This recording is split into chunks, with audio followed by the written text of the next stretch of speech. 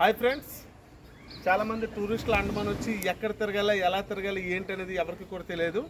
So ఈ మ్యాప్ని మనం observe చేసినట్లయితే అండమాన్ని మనం 3 పార్ట్స్గా విడదీసుకుంటే ఈ 3 పార్ట్స్లో నార్త్ అండమాన్ ఉంది. నార్త్ అండమాన్లో ఏ ప్లేస్ని తిరగాలి ఏంటనేది మనకి ఇక్కడ క్లియర్గా రాసి పెట్టుంది. ఇవన్నీ అబ్జర్వ్ చేయండి. అలాగే మిడిల్ అండమాన్ అని ఉంది. మిడిల్ అండమాన్లో ఏంటేంటి అక్కడ ఏంటేంటి ఫేమస్, అక్కడ టూరిస్టులు ఏమేమి తిరగాలి అనేది ఇక్కడ మనకి క్లియర్గా ఈ చార్ట్ రూపంలో నెక్స్ట్ పిక్చర్ రూపంలో కూడా రాసి ఉంది. అలాగే సౌత్ అండమాన్లో ఎక్కడ తిరగాలి, ఏమి చూడాలి, ఏంటి అనేది ఇక్కడ కూడా చూశారు కదా, మీ పిక్చర్ రూపంలో దీనిలో ఉంది.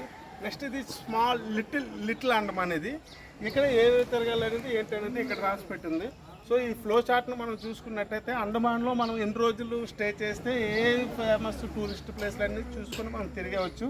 అలాగే ఎవరికైనా టూరిస్టులు రావాలన్నప్పుడు ఇక్కడ అండమాన్ కోసం ఏమీ తెలియనప్పుడు మా బాల్యమిత్రుడు మడ్డు సంతోష్ అతను కాంటాక్ట్ అయ్యారనుకోండి, అతని దగ్గర ఓన్ వెహికల్ కూడా ఉంది. అతను మొత్తం ఈ అండమాన్లో ఉన్న ఫేమస్ టూరిస్ట్ ప్లేస్లన్నీ అవన్నీ తిప్పుతాడు, చేస్తాడు. సో మా ఫ్రెండ్ని పక్కాగా కాంటాక్ట్ చేయండి.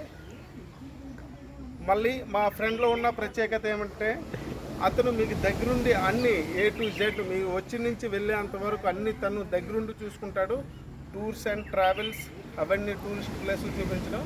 ఇక్కడ మేము చెప్పుకోదగ్గ విషయం ఏంటంటే తక్కువ అమౌంట్తో ఎక్కువ ప్లేసులు మీరు చూడవచ్చు, ఎక్కువ ట్రావెలింగ్ చేయొచ్చు.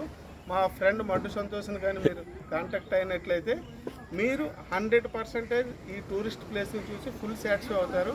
ఎందుకంటే తక్కువ అమౌంట్తో ఎక్కువ ఎంజాయ్ని మనం ఎంజాయ్ చేయగలం అంటే మా ఫ్రెండ్ మడ్డు సంతోష్ని సంప్రదించండి. Bye friends.